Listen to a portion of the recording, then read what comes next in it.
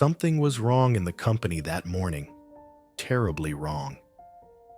Employees stood stiffly at their desks as though awaiting a verdict. Conversations ended the moment shoes clicked down the hallway. Screens were minimized with frantic keystrokes.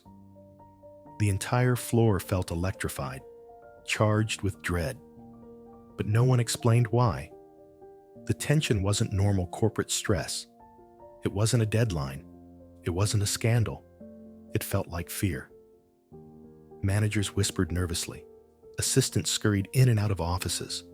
Department heads exchanged wide-eyed glances as if the end of the world had just stepped out of the elevator. And yet, no one dared speak the truth aloud. Only one phrase drifted through the air, barely above a whisper. "He's here." Whoever he was. The company feared him more than their CEO, more than the board, more than public failure. And as the employees stiffened to attention, waiting like soldiers for inspection, no one noticed the woman sitting quietly near the conference room, the one whose life was about to be ripped open. Her name was Grace Bennett. In a matter of seconds, she would discover that the man behind the fear was someone she hoped never to meet again. A sudden announcement summoned the entire company to the auditorium. The tension grew suffocating as hundreds gathered. Executives, engineers, interns, all sitting in rigid silence. Then the lights dimmed. A trembling VP stepped up to the microphone. We have a major leadership change today. Our company has been acquired entirely." Gasps rippled across the room. "A new owner has taken over. He will introduce himself now." The VP stepped aside. A shadowed figure entered from backstage. Tall. Controlled. A presence too sharp to be ignored. He walked with deliberate calm, the room bowing to his aura. Powerful. Silent. Cold. He stopped at center stage, then raised his head. The spotlight revealed his face. Shock tore through the room. Even more through Grace. It was him. Miles Archer. But not the version she remembered. Not the awkward, soft-spoken boy from college, with messy hair and a shy stutter. No. This man was carved from steel, glasses gone, jaw sharp, eyes calm with a terrifying intelligence. The boy she had bullied was now the billionaire owner of the company and the new CEO. And he saw her. His gaze swept across the entire crowd, but paused on her, only for a second. But it felt like a lifetime, a silent recognition, a slow, cold acknowledgement. He remembered. Oh, he remembered everything. Grace Bennett? Once the campus queen who mocked him with casual cruelty, now worked in a company he owned. No, he controlled, and she answered to him. After the announcement, panic buzzed across departments. People speculated about layoffs, restructuring, mergers. But one person received a message no one expected.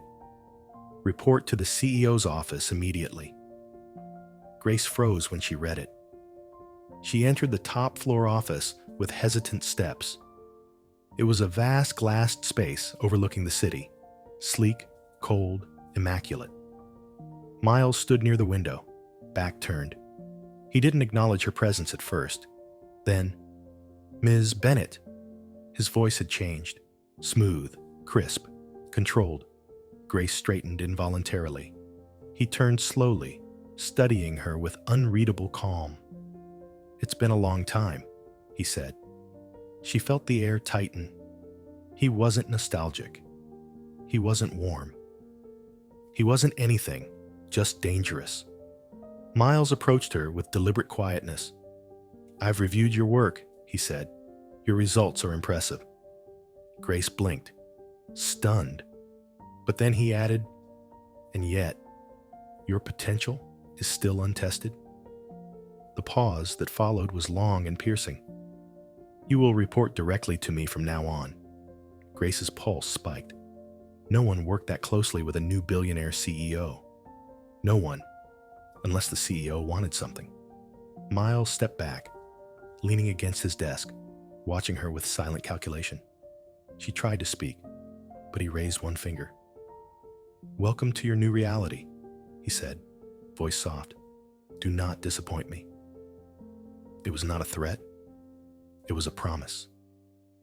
Working under Miles was its own form of psychological warfare. He didn't berate. He didn't insult. He didn't raise his voice. He was worse. He was precise, unpredictable, mercilessly observant. He called Grace into his office at random hours. He dissected her reports line by line. He always asked the one question she was least prepared for. His tone never changed, but his eyes held a memory. Not anger, not hatred, judgment. He was waiting for something, watching for something. Every move she made, every decision, every hesitation. He cataloged it. She could feel his gaze reading her, like a long-forgotten book containing her worst chapters. And then came the assignment. He handed her a folder, thicker than a novel. "This project will define the company's trajectory for the next decade," he said, "and I'm giving it to you." Grace was stunned. Senior directors fought for assignments like this. "Why me?" she asked cautiously. Miles stepped closer. "Because you interest me." Her heartbeat faltered. He leaned in. "I want to see who you truly are, when pressure strips away every facade. A test, a trap, a chance." She didn't know. Miles left her with the folder and a quiet, chilling warning. Do not fail. The project devoured her life. Deadlines, crisis meetings, sleepless nights.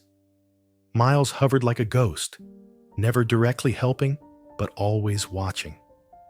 Some nights, Grace found him in the office at 2 a.m., sitting in silence, reviewing documents she hadn't even submitted yet.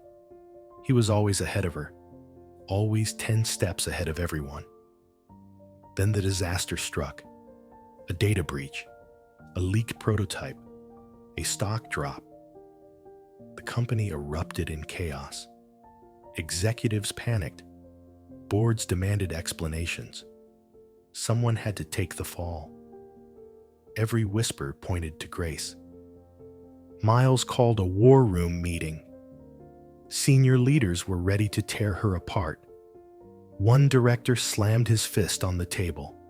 Her project opened the vulnerability. She should be suspended immediately.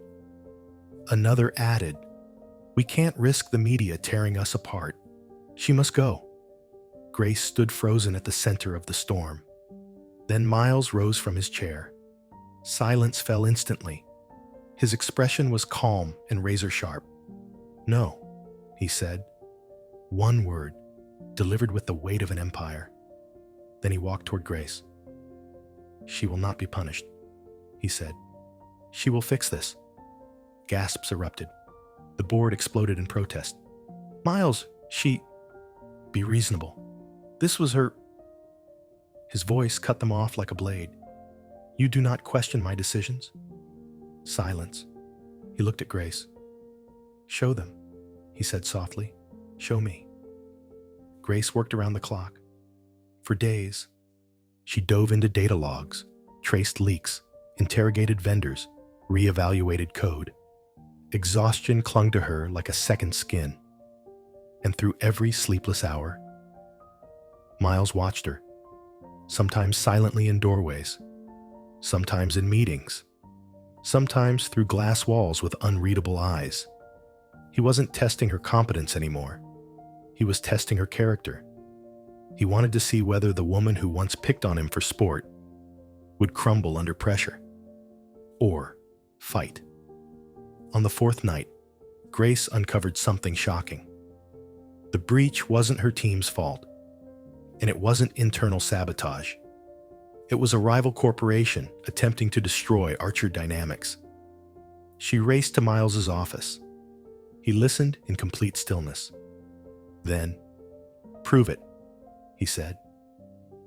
And she did. In a board meeting that felt like walking into a battlefield, Grace presented the evidence with unwavering resolve. The rival company was exposed. The media storm reversed. Stock prices rose. She saved everything. When she finished, the room broke into applause. She didn't look at them. She looked at Miles. He was staring at her, not with judgment, not with cold calculation, but with something entirely different: recognition. That night, when the building was empty and the city lights glimmered like broken stars, Miles stood alone in his office. Grace approached quietly. He spoke first. "You surprised me," he said. She waited. "You fought with integrity," he continued. "Not for credit, not for survival, but because it was right." She slowly exhaled.